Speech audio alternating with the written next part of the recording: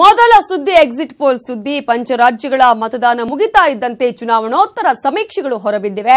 ಒಂದೊಂದು ಸಮೀಕ್ಷೆಗಳು ಒಂದೊಂದು ಫಲಿತಾಂಶ ಕೊಟ್ಟಿದ್ರು ಕೂಡ ಫೈನಲ್ ಆಗಿ ಇದ್ದವರು ಬಿದ್ದಿದ್ದಾರೆ, ಬಿದ್ದವರು ಮೇಲೆದ್ದಿದ್ದಾರೆ. ಎದ್ದು ಬಿದ್ದವರ ಕಂಪ್ಲೀಟ್ ಮಾಹಿತಿ ನಿಮ್ಮ ಮುಂದೆ. ರಾಜಸ್ಥಾನ, ತೆಲಂಗಾಣದಲ್ಲಿ ಇವತ್ತು ಸಂಜೆ 5 ಗಂಟೆಗೆ ಮತದಾನ ಮುಗಿಯುತ್ತಿದ್ದಂತೆ ಮತದಾನೋತ್ತರ ಸಮೀಕ್ಷೆಗಳು ಒಂದರ ಹಿಂದೆ ಒಂದು ಸಿಡಿಮದ್ದಿನಂತೆ ಹೊರಬಿದ್ದಿವೆ. 2019ರ ಲೋಕಸಭೆಗೆ ಪಂಚರಾಜ್ಯಗಳ ಫಲಿತಾಂಶ ಮುನ್ನುಡಿ ಬರೆಯಲಿದ್ದು, ಮೋದಿ ವರ್ಚಸ್ಸು, ರಾಹುಲ್ ಗಾಂಧಿಗೆ ಪ್ರತಿಷ್ಠೆ ಪಣಕ್ಕಿಟ್ಟು ನಡೆಸಿದ ಪ್ರಚಾರ ಕೆಲವೆಡೆ ಕೈ ಹಿಡಿದಿವೆ, ಇನ್ನೂ ಕೆಲವೆಡೆ ಕೈಕೊಟ್ಟಿದೆ. ರಾಜಸ್ಥಾನ, ಮಧ್ಯಪ್ರದೇಶ, ತೆಲಂಗಾಣ, ಮಿಜೋರಾಂ, ಛತ್ತೀಸ್ಗಢದ ಸಮೀಕ್ಷಾ ವರದಿಗಳು ಹೀಗಿವೆ. ಮತದಾನೋತ್ತರ ಸಮೀಕ್ಷೆ: ರಾಜಸ್ಥಾನ ಒಟ್ಟು ಸೀಟ್ 200, ಮ್ಯಾಜಿಕ್ ನಂಬರ್ 101. ಮತದಾನೋತ್ತರ ಸಮೀಕ್ಷೆಗಳ ಪ್ರಕಾರ ಸಿ ವೋಟರ್ನಲ್ಲಿ ಬಿಜೆಪಿ 98 ಸ್ಥಾನ, ಕಾಂಗ್ರೆಸ್ 118 ಹಾಗೂ ಇತರೆ ಪಕ್ಷಗಳು ಯಾವುದೇ ಸ್ಥಾನ ಗಳಿಸುವುದಿಲ್ಲ ಅಂತ ಹೇಳಲಾಗಿದೆ. ಇನ್ನು ಟೈಮ್ಸ್ ನೌನ ಎಕ್ಸಿಟ್ ಪೋಲ್ ಪ್ರಕಾರ ಬಿಜೆಪಿಗೆ 85 ಸ್ಥಾನ, ಅದೇ ರೀತಿಯಾಗಿ ಕಾಂಗ್ರೆಸ್ಗೆ 105 ಸೀಟ್ ಸಿಗಲಿದೆ. ಜೊತೆಗೆ ಇತರೆ ಪಕ್ಷಗಳಿಗೆ 9 ಸೀಟ್ಗಳು ಲಭ್ಯವಾಗಲಿದೆ ಅಂತ ಹೇಳಲಾಗ್ತಿದೆ. ಇನ್ನು ಜನ್ ಕಿ ಬಾತ್ ಸಮೀಕ್ಷೆಯ ಪ್ರಕಾರ 93 ಬಿಜೆಪಿಗೆ, ಅದೇ ರೀತಿಯಾಗಿ ಕಾಂಗ್ರೆಸ್ಗೆ 91 ಸೀಟು, ಇನ್ನು ಇತರೆ ಪಕ್ಷಗಳಿಗೆ 15 ಸೀಟು ಅಂತ ಈಗ ಎಕ್ಸಿಟ್ ಪೋಲ್ ನಲ್ಲಿ ತಿಳಿಸಲಾಗಿದೆ. ಇನ್ನು ಇಂಡಿಯಾ ಟುಡೇ ಪ್ರಕಾರ 65 ಸೀಟು ಬಿಜೆಪಿಗೆ, ಅದೇ ರೀತಿಯಾಗಿ ಕಾಂಗ್ರೆಸ್ಗೆ 129, ಇತರರಿಗೆ 5 ಸೀಟ್ ಅಂತ ಹೇಳಲಾಗ್ತಿದೆ. ಒಟ್ಟಾರೆಯಾಗಿ ಪೋಲ್ ಆಫ್ ಪೋಲ್ ಅನ್ನ ನೋಡೋದಾದ್ರೆ ಬಿಜೆಪಿಗೆ 81, ಕಾಂಗ್ರೆಸ್ಗೆ 108 ಸೀಟು, ಅದೇ ರೀತಿಯಾಗಿ ಇತರೆ ಪಕ್ಷಗಳಿಗೆ 9 ಸೀಟ್ ಸಿಗಬಹುದು ಅಂತ ಲೆಕ್ಕಾಚಾರ ಹಾಕಲಾಗಿದೆ. ಒಟ್ಟಾರೆಯಾಗಿ ರಾಜಸ್ಥಾನದಲ್ಲಿ ಬಿಜೆಪಿ ಸರ್ಕಾರವನ್ನ ಕಿತ್ತೊಗೆದು ಕಾಂಗ್ರೆಸ್ ಅಧಿಕಾರಕ್ಕೆ ಬರಬಹುದು ಅಂತಿವೆ ಸಮೀಕ್ಷೆಗಳು. ಮಧ್ಯಪ್ರದೇಶ ಒಟ್ಟು ಕ್ಷೇತ್ರ 230, ಮ್ಯಾಜಿಕ್ ನಂಬರ್ 116. ಇನ್ನು ಮಧ್ಯಪ್ರದೇಶದಲ್ಲಿ ಸಿ ವೋಟರ್ ಪ್ರಕಾರ ಬಿಜೆಪಿ 98, ಕಾಂಗ್ರೆಸ್ 118, ಬಿಎಸ್ಪಿ 14, ಇತರರಿಗೆ ಯಾವುದೇ ಸೀಟ್ ಸಿಗೋದಿಲ್ಲ ಅಂತ ಹೇಳಲಾಗ್ತಿದೆ. ಇನ್ನು ಟೈಮ್ಸ್ ನೌ ಪ್ರಕಾರ ಬಿಜೆಪಿಗೆ 126, ಕಾಂಗ್ರೆಸ್ಗೆ 89, ಬಿಎಸ್ಪಿಗೆ 6 ಸ್ಥಾನ, ಅದೇ ರೀತಿಯಾಗಿ ಇತರರಿಗೆ 9 ಅಂತ ಹೇಳಲಾಗ್ತಿದೆ. ಇನ್ನು ಜನ್ ಕಿ ಬಾತ್ ಸಮೀಕ್ಷೆಯ ಪ್ರಕಾರ ಬಿಜೆಪಿಗೆ 118, ಕಾಂಗ್ರೆಸ್ಗೆ 105, ಬಿಎಸ್ಪಿ ಯಾವುದೇ ಕ್ಷೇತ್ರವನ್ನ ಗೆಲ್ಲೋದಿಲ್ಲ, ಇನ್ನು ಇತರರು 7 ಸೀಟ್ಗಳನ್ನ ಗೆಲ್ಲಬಹುದು ಅಂತ ಹೇಳಲಾಗ್ತಿದೆ. ಇನ್ನು ಇಂಡಿಯಾ ಟುಡೇ ಪ್ರಕಾರ ಬಿಜೆಪಿಗೆ 111, ಕಾಂಗ್ರೆಸ್ಗೆ 113, ಬಿಎಸ್ಪಿಗೆ 2, ಇತರರಿಗೆ 4. ಇನ್ನು ನ್ಯೂಸ್ ಎಕ್ಸ್ ಪ್ರಕಾರ 106 ಬಿಜೆಪಿಗೆ, ಕಾಂಗ್ರೆಸ್ ಪಕ್ಷಕ್ಕೆ 112, ಬಿಎಸ್ಪಿಗೆ ಯಾವುದೇ ಸ್ಥಾನ ಇಲ್ಲ, ಇತರರಿಗೆ 12 ಸ್ಥಾನ ಸಿಗಬಹುದು ಅಂತ ಹೇಳಲಾಗ್ತಿದೆ. ಇನ್ನು ನ್ಯೂಸ್ ಎಕ್ಸ್ ಪ್ರಕಾರ 106 ಕ್ಷೇತ್ರಗಳಲ್ಲಿ ಬಿಜೆಪಿ, 112ರಲ್ಲಿ ಕಾಂಗ್ರೆಸ್, ಬಿಎಸ್ಪಿಗೆ ಯಾವುದೇ ಕ್ಷೇತ್ರಗಳು ಇಲ್ಲ, ಅದೇ ರೀತಿಯಾಗಿ ಇತರರಿಗೆ 12 ಸೀಟ್ ಸಿಗಬಹುದು ಅಂತ ಹೇಳಲಾಗ್ತಿದೆ. ಒಟ್ಟಾರೆಯಾಗಿ ನೋಡೋದಾದ್ರೆ ಬಿಜೆಪಿಗೆ 115 ಸೀಟ್, ಕಾಂಗ್ರೆಸ್ಗೆ 105, ಬಿಎಸ್ಪಿಗೆ 2, ಇತರರಿಗೆ 8 ಅಂತ ಸಮೀಕ್ಷೆ ಮಾಡಲಾಗಿದೆ. ಮಧ್ಯಪ್ರದೇಶದಲ್ಲಿ ಮತ್ತೆ ಬಿಜೆಪಿ ಅಧಿಕಾರಕ್ಕೆ ಬರುತ್ತೆ ಅಂತಿದ್ರು ಕೂಡ ಕಾಂಗ್ರೆಸ್ ಪಕ್ಕಾ ಫೈಟ್ ಕೊಟ್ಟಿರೋದು ನಿಜ ಅನಿಸ್ತಿದೆ ಈ ಸಮೀಕ್ಷೆಗಳ ಲೆಕ್ಕಾಚಾರ. ಇನ್ನು ತೆಲಂಗಾಣದಲ್ಲಿ 119 ಸೀಟ್ ಇದ್ದು ಮ್ಯಾಜಿಕ್ ನಂಬರ್ 60. ಇನ್ನು ಟೈಮ್ಸ್ ನೌ ಸಮೀಕ್ಷೆಯ ಪ್ರಕಾರ ಟಿಆರ್ಎಸ್ಗೆ 66, ಕಾಂಗ್ರೆಸ್ ಮತ್ತು ಇತರರಿಗೆ 37, ಬಿಜೆಪಿಗೆ 7, ಅದೇ ರೀತಿಯಾಗಿ ಇತರರಿಗೆ 9 ಸೀಟ್ ಅಂತ ಹೇಳಲಾಗ್ತಿದೆ. ಅದೇ ರೀತಿಯಾಗಿ ಜನ್ ಕಿ ಬಾತ್ ಸಮೀಕ್ಷೆಯಲ್ಲಿ 63 ಟಿಆರ್ಎಸ್, ಕಾಂಗ್ರೆಸ್ ಮತ್ತು ಇತರರು 40, ಬಿಜೆಪಿಗೆ 7, ಇತರರಿಗೆ 3. ಇಂಟೆಲಿಜೆನ್ಸ್ ಸಮೀಕ್ಷೆಯ ಪ್ರಕಾರ 85 ಟಿಆರ್ಎಸ್, ಕಾಂಗ್ರೆಸ್ ಮತ್ತು ಇತರರಿಗೆ 25, ಬಿಜೆಪಿಗೆ 1, ಇತರರಿಗೆ 1 ಅಂತ ಹೇಳಲಾಗ್ತಿದೆ. ಇಂಡಿಯಾ ಟುಡೇ ಸಮೀಕ್ಷೆಯ ಪ್ರಕಾರ ಟಿಆರ್ಎಸ್ 85, ಕಾಂಗ್ರೆಸ್ ಮತ್ತು ಇತರರು 27, ಬಿಜೆಪಿಗೆ 2, ಅದೇ ರೀತಿಯಾಗಿ ಇತರರಿಗೆ 5 ಸ್ಥಾನ. ಒಟ್ಟಾರೆಯಾಗಿ ನೋಡೋದಾದ್ರೆ ತೆಲಂಗಾಣದಲ್ಲಿ ಟಿಆರ್ಎಸ್ಗೆ 76, ಕಾಂಗ್ರೆಸ್ ಮತ್ತು ಒಕ್ಕೂಟಕ್ಕೆ 32, ಅದೇ ರೀತಿಯಾಗಿ ಬಿಜೆಪಿಗೆ 4, ಇತರರಿಗೆ 7 ಸ್ಥಾನ ಅಂತ ಸಮೀಕ್ಷೆ ಮಾಡಲಾಗಿದೆ. ಒಟ್ಟಾರೆಯಾಗಿ ತೆಲಂಗಾಣದಲ್ಲಿ ಕೆಸಿಆರ್ ವಿಧಾನಸಭೆ ವಿಸರ್ಜಿಸಿ ಮಾಡಿದ ಸ್ಟ್ರಾಟಜಿ ವರ್ಕೌಟ್ ಆಗಿದ್ದು ಮತ್ತೆ ಕೆಸಿಆರ್ ಅಧಿಕಾರಕ್ಕೆ ಬರ್ತಾರೆ ಅನ್ನೋದು ಎಲ್ಲ ಸಮೀಕ್ಷೆಗಳು ಹೇಳ್ತಿವೆ. ಛತ್ತೀಸ್ಗಢದಲ್ಲಿ ಒಟ್ಟು 90 ಸೀಟ್, ಮ್ಯಾಜಿಕ್ ನಂಬರ್ 46. ಇನ್ನು ಸಿ ವೋಟರ್ ಸಮೀಕ್ಷೆಯ ಪ್ರಕಾರ ಬಿಜೆಪಿ 39, ಕಾಂಗ್ರೆಸ್ಗೆ 46, ಇತರರಿಗೆ 5.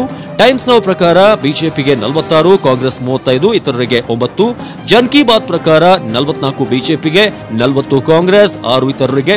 ಇನ್ನು ಇಂಡಿಯಾ ಟುಡೇ ಪ್ರಕಾರ ಬಿಜೆಪಿಗೆ 26, ಕಾಂಗ್ರೆಸ್ಗೆ 60, ಅದೇ ರೀತಿಯಾಗಿ ಇತರರಿಗೆ 4. ಒಟ್ಟಾರೆಯಾಗಿ ಛತ್ತೀಸ್ಗಢದಲ್ಲಿ ನೋಡೋದಾದ್ರೆ ಬಿಜೆಪಿಗೆ 39, ಕಾಂಗ್ರೆಸ್ಗೆ 45, ಇತರರಿಗೆ 6 ಅಂತ ಈಗ ಸಮೀಕ್ಷೆ ಮಾಡಲಾಗಿದೆ. ಹಾಗಾಗಿ ಛತ್ತೀಸ್ಗಢದಲ್ಲಿ ಅಡ್ರೆಸ್ ಇಲ್ಲದಂತಾಗುತ್ತೆ ಅಂತಿದ್ದ ಕಾಂಗ್ರೆಸ್ ಬಿಜೆಪಿಗೂ ಮೀರಿ ಅಧಿಕಾರಕ್ಕೆ ಬರುತ್ತಾ ಇಲ್ಲ ಬಿಜೆಪಿನೇ ಗೆದ್ದು ಬರುತ್ತಾ ಅನ್ನೋದು ಈಗಿರುವಂತ ಕುತೂಹಲ. ಇನ್ನು ಮಿಜೋರಾಂ ಮತಗಟ್ಟೆಯ ಸಮೀಕ್ಷೆಯನ್ನ ನೋಡೋದಾದ್ರೆ ಟೈಮ್ಸ್ ನೌ ಪ್ರಕಾರ ಕಾಂಗ್ರೆಸ್ಗೆ 16, ಎಂಎನ್ಎಫ್ಗೆ 18, ಇತರರಿಗೆ 6, ಸಿ ವೋಟರ್ ಪ್ರಕಾರ ಕಾಂಗ್ರೆಸ್ಗೆ 18, ಎಂಎನ್ಎಫ್ಗೆ 20, ಇತರರಿಗೆ 10. ಮಿಜೋರಾಂನಲ್ಲಿ ಬಿಜೆಪಿ ಅಡ್ರೆಸ್ ಗೆಲ್ಲದಂತಾಗುತ್ತೆ. ಕಾಂಗ್ರೆಸ್ ಅದೃಷ್ಟವಿದ್ರೆ ಗೆಲ್ಲಬಹುದು, ಇಲ್ಲಾಂದ್ರೆ ಎಂಎನ್ಎಫ್ ಪಕ್ಷ ಅಧಿಕಾರ ಹಿಡಿಯೋದು ನಿಶ್ಚಿತ. ಇದು ಬರೀ ಮತದಾನ ಮುಗಿದ ಮೇಲೆ ಸರ್ವೆ ಸಂಸ್ಥೆಗಳು ನಡೆಸಿರುವ ಸಮೀಕ್ಷೆಗಳ ಲೆಕ್ಕಾಚಾರ ಅಷ್ಟೇ. ಆದರೆ ಡಿಸೆಂಬರ್ 11ಕ್ಕೆ ಅಧಿಕೃತವಾಗಿ ಚುನಾವಣಾ ಆಯೋಗ ಮತ ಎಣಿಕೆ ನಡೆಸುತ್ತೆ. ಆಗ ಬಿಜೆಪಿಯ ಭವಿಷ್ಯ, ಮೋದಿಯ ವರ್ಚಸ್ಸು, ಕಾಂಗ್ರೆಸ್ನ ಭವಿಷ್ಯ, ರಾಹುಲ್ ಗಾಂಧಿ ಅಳಿವು ಉಳಿವಿನ ಮಾಹಿತಿ ಪಕ್ಕಾ ಆಗುತ್ತೆ. Manjunath HR, bureau report, news 18 Kannada. ಇನ್ನು ಟುಡೇಸ್ ಚಾಣಕ್ಯ ಸಂಸ್ಥೆ ಕೂಡ ತನ್ನ ಸಮೀಕ್ಷೆಯನ್ನ ರಿಲೀಸ್ ಮಾಡಿದೆ. ಅದರ ಪ್ರಕಾರ ಮಧ್ಯಪ್ರದೇಶದ ಚಿತ್ರಣ ಹೀಗಿದೆ. ಮಧ್ಯಪ್ರದೇಶದಲ್ಲಿ ಒಟ್ಟು ಸ್ಥಾನ 230 ಸ್ಥಾನಗಳಿರೋದು. ಮ್ಯಾಜಿಕ್ ನಂಬರ್ ನಾವು ಗಮನಿಸುವುದಾದ್ರೆ 116 ಮ್ಯಾಜಿಕ್ ನಂಬರ್. ಕಾಂಗ್ರೆಸ್ 125 ಸ್ಥಾನ ಅಂತಿದ್ರು 12 ಸ್ಥಾನ ಪ್ಲಸ್ ಅಥವಾ ಮೈನಸ್ ಆಗಬಹುದು. ಬಿಜೆಪಿ 103 ಸ್ಥಾನ ಪಡೆಯಬಹುದು, ಇಲ್ಲೂ 12 ಸ್ಥಾನ ಹಿಂದೂ ಮುಂದೂ ಆಗಬಹುದು. ಇತರೆ ಪಕ್ಷದ ಅಭ್ಯರ್ಥಿಗಳು 2 ಸ್ಥಾನದಲ್ಲಿ ಗೆಲ್ಲಬಹುದು, 5 ಸ್ಥಾನ ಇಲ್ಲೂ ಕೂಡ ಹಿಂದೂ ಮುಂದೂ ಆಗಬಹುದು.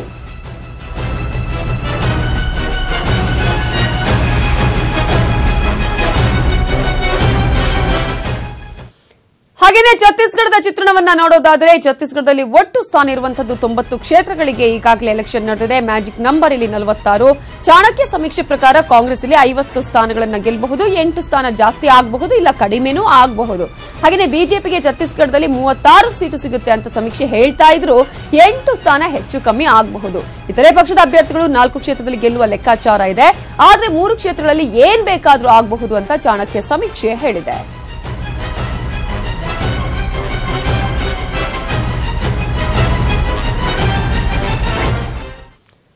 ಇನ್ನು ಪಂಚ್ ಫೈಟ್ ನ ಎಕ್ಸಿಟ್ ಪೋಲ್ ನ ಸಂದೇಶ ಏನು ಅಂತ ನಾವು ನೋಡ್ತಾ ಹೋಗೋದಾದ್ರೆ, ಕಾಂಗ್ರೆಸ್ ಮುಕ್ತ ಭಾರತ ಎಂಬ ಬಿಜೆಪಿಯ ಕನಸು ಇಲ್ಲಿ ನನಸಾಗಿಲ್ಲ ಅನ್ನೋದು ಫಲಿಸ್ತಾ ಇದೆ. ಪ್ರಧಾನಿ ಮೋದಿಯ ವರ್ಚಸ್ಸು, ಅಮಿತ್ ಶಾ ಅವರ ವರ್ಚಸ್ಸು ಕೂಡ, ಹಾಗೆ ಅಮಿತ್ ಶಾ ಅವರ ಚಾಣಾಕ್ಷತನ ಕೂಡ ಇಲ್ಲಿ ಫಲಿಸಿಲ್ಲ. 2019ರ ಮಹಾಸಮರಕ್ಕೆ ಬಿಜೆಪಿ ಕಾಂಗ್ರೆಸ್ ಫೈಟ್ ಅಂತೂ ಖಂಡಿತ ನಿಶ್ಚಿತ ಇದೆ. ರಾಹುಲ್ ಗಾಂಧಿಗೆ ಬಲ ಆದ್ರೆ ಬಿಜೆಪಿ ಗೆಲುವಿನ ಓಟಕ್ಕಿದು ಬ್ರೇಕ್ ಹಾಕೋದ್ರಲ್ಲಿ ನೋ ಡೌಟ್. ರಾಜಸ್ಥಾನದಲ್ಲಿ ಮತ್ತೆ 5 ವರ್ಷಕ್ಕೊಮ್ಮೆ ಸರ್ಕಾರ ಬದಲಾಗುವಂತಹ ಚಾನ್ಸಸ್ ಕೂಡ ಇಲ್ಲಿ ಇದೆ. ಇನ್ನು ಅದು ಮತ್ತೆ ಸಾಬೀತು ಕೂಡ ಆಗ್ತಾ ಇದೆ. ಮಧ್ಯಪ್ರದೇಶದಲ್ಲಿ 15 ವರ್ಷಗಳ ಶಿವರಾಜ್ ಆಡಳಿತ ಅಂತ್ಯ ಆಗಬಹುದು. ಹಿಂದಿ ಮಣ್ಣಲ್ಲಿ ಯುವಕರ ಹೊಸ ನಾಯಕತ್ವ ರಚನೆಯ ಸೂಚನೆ ಕೂಡ ಕಂಡು ಬರ್ತಾ ಇದೆ. ರಾಜಸ್ಥಾನದಲ್ಲಿ ಸಚಿನ್ ಪೈಲಟ್ ನಾಯಕತ್ವವನ್ನು ವಹಿಸಿಕೊಳ್ಳುವಂತಹ, ಮಧ್ಯಪ್ರದೇಶದಲ್ಲಿ ಜ್ಯೋತಿರಾದಿತ್ಯ ನಾಯಕತ್ವ ಕೂಡ ಆಗಬಹುದು. ಹಾಗೆಯೇ ತೆಲಂಗಾಣದಲ್ಲಿ ಕುಟುಂಬ ರಾಜಕೀಯಕ್ಕೆ ಕೆಸಿಆರ್ಗೆ ಮತ್ತೆ ಜೈಕಾರವನ್ನ ಕೂಡ ಹಾಕಿದ್ದಾರೆ.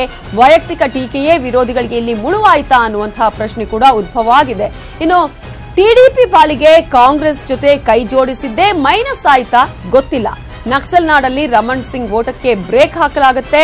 ಬದಲಾವಣೆಯ ಗಾಳಿ ಕೂಡ ಅಲ್ಲಿ ಬೀಸಲಾಗ್ತಿದೆ. ಮಿಜೋರಾಂನಲ್ಲಿ ಸ್ಥಳೀಯ ಪಕ್ಷಗಳ ಕಾರುಬಾರೆ ಜೋರಾಗಿದೆ. ಮಿಜೋರಾಂ ಕಳೆದುಕೊಂಡ್ರೆ ಕೈ ತಪ್ಪತ್ತೆ ಈಶಾನ್ಯ ಅನ್ನೋದನ್ನ ಕೂಡ ನಾವಿಲ್ಲಿ ಗಮನಿಸಬೇಕು. ಇನ್ನು ರಾಜ್ಯದ ಸುದ್ದಿಗಳನ್ನ ನೋಡೋದಾದ್ರೆ, ಕೊಡಗಿನ ಪ್ರಕೃತಿ ವಿಕೋಪದಲ್ಲಿ ನಲುಗಿದವರು ಇವತ್ತಿಗೂ ಕೂಡ ಅದೇ ನೋವಲ್ಲಿದ್ದಾರೆ. ಆದ್ರೆ ನಮ್ಮ ರಾಜಕಾರಣಿಗಳಿಗೆ ಮಾತ್ರ ವರ್ಚಸ್ಸು, ಸ್ಟೇಟಸ್ಸೇ ಮುಖ್ಯ. ಸಂತ್ರಸ್ತರಿಗೆ ಮನೆ ಕಟ್ಟಿಕೊಡಲು ಕುಮಾರಸ್ವಾಮಿ ಶಂಕುಸ್ಥಾಪನೆಗೆ ಬಂದ್ರು. ಪ್ರತಾಪ್ ಸಿಂಹ ವಿವಾದದ ಕಿಡಿ ಹಚ್ಚಿದ್ರು. ನೊಂದು ಬೆಂದವರ ಮುಂದೆನೆ ಸಿಎಂ ವರ್ಸಸ್ ಸಿಂಹ ಫೈಟ್ ಆಯ್ತು. ಕೊಡಗಿನ ಪ್ರಕೃತಿ ವಿಕೋಪನ ಮರೆಯೋಕೆ ಆಗುತ್ತಾ? ಆ ನೋವು, ಆ ಸಾವು, ಮನೆ ಮಠ ಕಳೆದುಕೊಂಡವರ ಆರ್ತನಾದ ಅಬ್ಬಬ್ಬಾ ಈಗಲೂ ಕಣ್ಣಿಗೆ ಕಟ್ಟಿದಂತಿದೆ. ಇವತ್ತಿಗೂ 100 ಜನ ಸೂರಿಲ್ಲ ಅಂತ ಸಂಕಟ ಅನುಭವಿಸುತ್ತಿದ್ದಾರೆ. ಅದಕ್ಕೆ ಇವತ್ತು ಸಿಎಂ ಕುಮಾರಸ್ವಾಮಿ 1000 ಮನೆ ನಿರ್ಮಾಣ ಕಾರ್ಯದ ಶಂಕುಸ್ಥಾಪನೆಗೆ ಮುಂದಾದ್ರು. ಕೊಡಗಿನ ಮಾದಾಪುರ ಸಮೀಪದ ಜಂಬೂರು ಗ್ರಾಮದಲ್ಲಿ ಸಿಎಂ ಶಂಕುಸ್ಥಾಪನೆ ಕಾರ್ಯಕ್ರಮ ನಡೆಸುತ್ತಿದ್ರು. ಆಗಲೇ ಶುರುವಾಗಿದ್ದು ಸಿಂಹ ವರ್ಸಸ್ ಸಿಎಂ ಟಾಕ್ ಫೈಟ್. ಕೊಡಗಿಗೆ ರಾಜ್ಯ ಸರ್ಕಾರ ಅಷ್ಟು ಕೊಟ್ಟಿದೆ, ಇಷ್ಟು ಕೊಟ್ಟಿದೆ ಅಂತ ಸಚಿವರು ಭಾಷಣ ಮಾಡಿದ್ರು. ಆಮೇಲೆ ಮಾತು ಆರಂಭಿಸಿದ ಸಂಸದ ಪ್ರತಾಪ್ ಸಿಂಹ ರಾಜ್ಯ ಸರ್ಕಾರಕ್ಕಿಂತ ಕೇಂದ್ರ ಸರ್ಕಾರವೇ ಹೆಚ್ಚು ಅನುದಾನ ಕೊಟ್ಟಿದೆ ಅಂತ ಭಾಷಣ ಮಾಡಿದ್ರು. ಎನ್ಡಿಆರ್ಎಫ್ನಿಂದ 546 ಕೋಟಿ ರೂಪಾಯಿ ಬಂದಿದೆ. ಕೇರಳಕ್ಕೂ ವಿಶೇಷ ಪ್ಯಾಕೇಜ್ ಅಂತ ಕೊಟ್ಟಿಲ್ಲ, ತಕ್ಷಣದ ಪರಿಹಾರದ ಕಾರ್ಯಕ್ರಮಗಳಿಗಾಗಿ ಕೊಡಲಾಗಿದೆ ಅಂತೆಲ್ಲ ಸಿಂಹ ಭಾಷಣ ಮಾಡಿದ್ರು. ಎನ್ಡಿಆರ್ಎಫ್ ನಲ್ಲಿ ಇವತ್ತವರೆಗೂ ನೀವು ಏನು ಅನುದಾನವನ್ನು ಮನೆ ಕಳ್ಕೊಂಡ್ರಲ್ಲ, ನೀವು 800ಕ್ಕಿಂತ ಹೆಚ್ಚು ಜನ ಸಂಪೂರ್ಣವಾಗಿ ಕಳ್ಕೊಂಡ್ರಲ್ಲ, 1,01,900 ರೂಪಾಯಿ ಬಂತಲ್ಲ, ಇದು ಎನ್ಡಿಆರ್ಎಫ್ ಇಂದ ಸಂಪೂರ್ಣವಾಗಿ ಕೇಂದ್ರ ಸರ್ಕಾರದ ಅನುದಾನ ನಿಮಗೆ ಕೊಟ್ಟಿರುವಂತದ್ದು. ಏನು ಎಸ್ಡಿಆರ್ಎಫ್ ಅಂತ ಹೇಳ್ತೀವಿ, ಎಸ್ಡಿಆರ್ಎಫ್ ಅಲ್ಲಿ 75% ಸೆಂಟ್ರಲ್ ಗವರ್ಮೆಂಟ್ ಅನುದಾನ ಇರ್ತದೆ, 25% ಮಾತ್ರ ರಾಜ್ಯ ಸರ್ಕಾರದಿರುತ್ತೆ. ಅದಕ್ಕೂ ಕೂಡ ಈಗ ತಿದ್ದುಪಡಿ ತಂದಿದ್ವಿ. ಈಗ SDRF ಅಲ್ಲಿ 90% ಕಾಂಟ್ರಿಬ್ಯೂಷನ್ ಸೆಂಟ್ರಲ್ ಗವರ್ಮೆಂಟ್ ಇಂದ ನಾವು ಕೊಡ್ತೀವಿ, 10% ಅಷ್ಟೇ ರಾಜ್ಯ ಸರ್ಕಾರದಿರ್ತದೆ. ವೇದಿಕೆ ಮೇಲೆ ಅಪ್ಪ ಅಮ್ಮ ಎಂದ ಸಿಂಹ. ಶಾಲೆಗೆ ಮಗುವನ್ನು ಸೇರಿಸುವಾಗ ತಂದೆ ತಾಯಿ ಯಾರು ಎಲ್ಲಿಯವರು ಎಂದೆಲ್ಲ ಅಡ್ರೆಸ್ ಕೊಡ್ಲೇಬೇಕಲ್ಲ, ಅದಕ್ಕೆ ಹೇಳ್ತಿದ್ದೀನಿ ಅಂತ ಪುನಃ ಸಿಎಂಗೆ ಟಾಂಗ್ ಕೊಟ್ರು. ಮುಖ್ಯಮಂತ್ರಿಗಳಿಗೆ ನಾವು ಹೇಳಿದ್ದು ಮಾಡಿದಂತ ಕೆಲಸವನ್ನು ಕೂಡ ನಾವು ಹೇಳಬೇಕಾಗುತ್ತೆ. ಶಾಲೆಗೆ ಹೋಗ್ಬೇಕಾದ್ರೆ ಅಡ್ಮಿಷನ್ ಸಂದರ್ಭದಲ್ಲಿ ಮಗುನ ಅಡ್ಮಿಷನ್ ಮಾಡ್ಬೇಕಾದ್ರೆ ಸನ್ ಆಫ್ ಡಾಟರ್ ಆಫ್ ಅಂತ ಬರೆಸ್ತೀವಿ, ಅಪ್ಪ ಯಾರು ಅಮ್ಮ ಯಾರು ಅಂತ ಗೊತ್ತಿರಬೇಕಾಗುತ್ತೆ. ಹಾಗಾಗಿ ಅನುದಾನದ ಅಡ್ರೆಸ್ ಅನ್ನು ಕೂಡ ಹೇಳಿದ್ದೀನಿ. ಧನ್ಯವಾದ. ಸಿಂಹದ ಮೇಲೆ ಸಿಎಂ ಸಿಟ್ಟು, ಸಿಂಹ ಸೈಲೆಂಟ್. ಸಿಂಹ ಯಾವಾಗ ಅಪ್ಪ ಅಮ್ಮನ ಹೆಸರೆಲ್ಲ ಕೊಡಬೇಕಲ್ಲ ಅದು ಇದು ಅಂದ್ರೋ ಆಗ ಸಿಎಂ ಪಿತ್ತ ನೆತ್ತಿಗೇರ್ತು. ಸಂತ್ರಸ್ತರಿಗೆ ಮನೆ ಕಟ್ಟಿಕೊಡೋಕೆ ಬಂದ್ರೆ ಇಲ್ಲೂ ರಾಜಕೀಯ ಮಾಡ್ತೀರಾ ಅಂತ ಸಿಎಂ ಪ್ರತಾಪ್ ಸಿಂಹ ವಿರುದ್ಧ ಕೂಗಾಡಿದ್ರು. ಭಾಷಣ ಮುಗಿಸಿ ಬಂದ ಸಿಂಹಗೆ ವೇದಿಕೆಯಲ್ಲೇ ತರಾಟೆಗೆ ತೆಗೆದುಕೊಂಡ್ರು.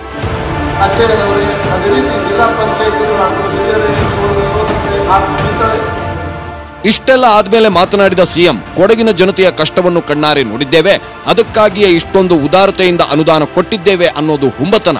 ಪರಿಹಾರ ಕೊಡೋದು ಜನರ ತೆರಿಗೆಯ ಹಣದಿಂದಲೇ.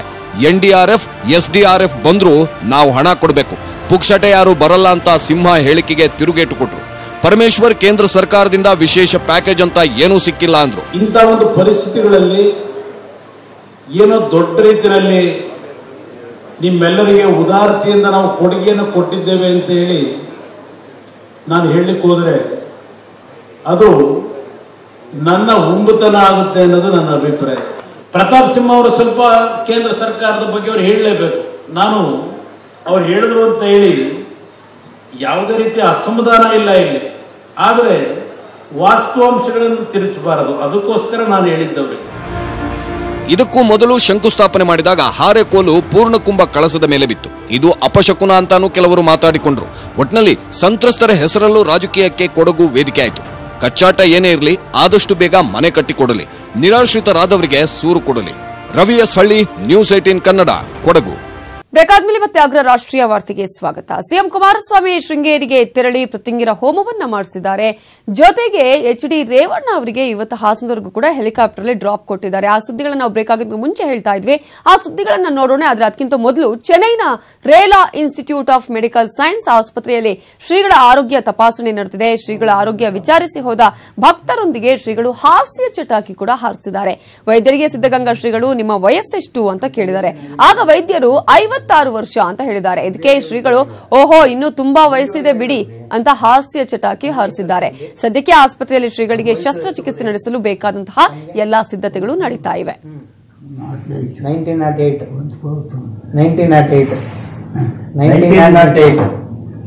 111 ವರ್ಷ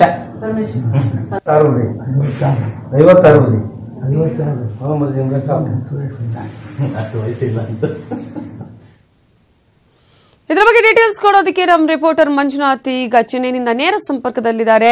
ಮಂಜುನಾಥ್, ಈಗಾಗಲೇ ಸಿದ್ದಗಂಗಾ ಶ್ರೀಗಳಿಗೆ ಶಸ್ತ್ರಚಿಕಿತ್ಸೆಯನ್ನು ಮಾಡೋದಕ್ಕೆ ಎಲ್ಲ ಸಿದ್ಧತೆಗಳನ್ನು ಕೂಡ ಮಾಡಿಕೊಳ್ಳಲಾಗಿದೆ. ಹಾಗಾಗಿ ಯಾವಾಗ ಶಸ್ತ್ರಚಿಕಿತ್ಸೆ ನಡೆಯುತ್ತೆ, ಹಾಗೆಯೇ ಅವರ ಆರೋಗ್ಯ ಹೇಗಿದೆ? ಶ್ರೀಗಳು ಲವಲವಿಕೆಯಿಂದ ಇದ್ದಾರಾ, ಹೇಗೆ?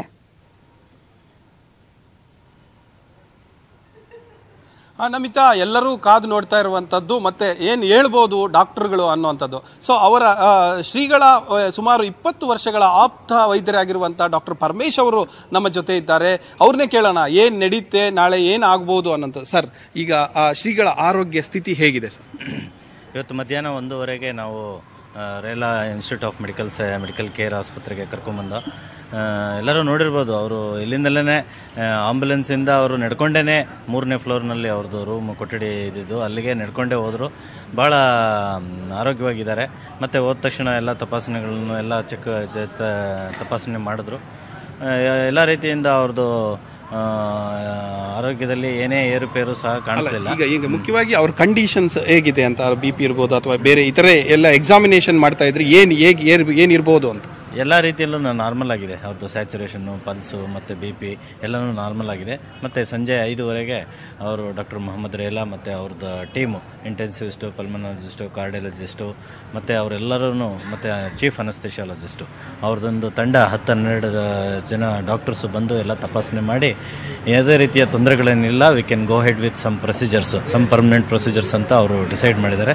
ನಾಳೆ ಬೆಳಿಗ್ಗೆ 8ರಿಂದ 9 ಗಂಟೆಗೆ they are going to decide what procedure they are going to do.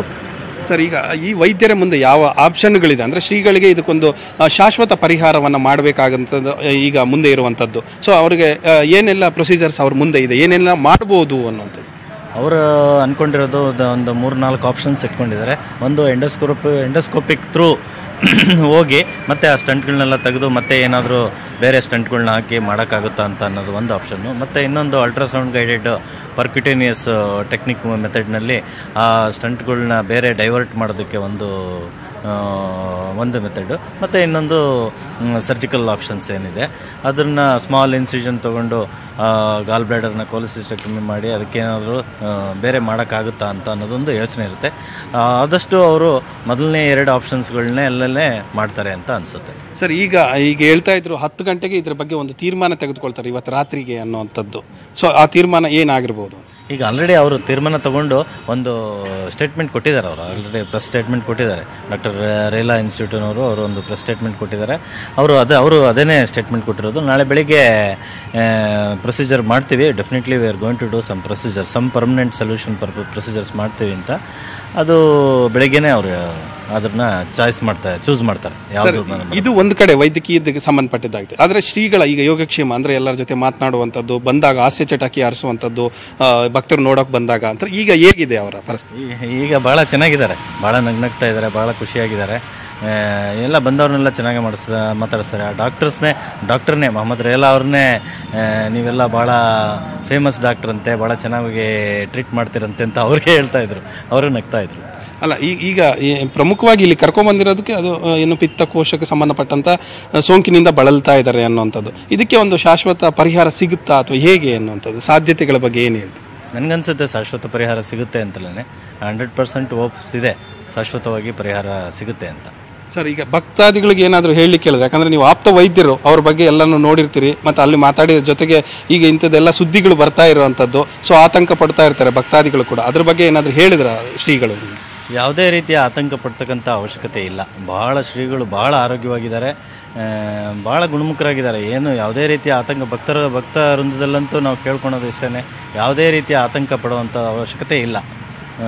ಸ್ವಲ್ಪ ದಿನದಲ್ಲೇ ಪೂರ್ಣ ಪ್ರಮಾಣದಲ್ಲಿ ಆರೋಗ್ಯವಾಗಿ ಮತ್ತೆ ಅವರು ಯಥಾಸ್ಥಿತಿ ಯಾವ ರೀತಿ ಇರ್ತಾರೋ ಅದೇ ರೀತಿ ಆಗ್ತಾರೆ ಅಂತ ನನಗೆ. Okay sir, thank you sir. ಇದು ನಮಿತಾ ಡಾಕ್ಟರ್ ಪರಮೇಶ್ ಅವರ ಮಾತು. Namita. Okay, thank you Manjunath ಡೀಟೇಲ್ಸ್ಗೆ.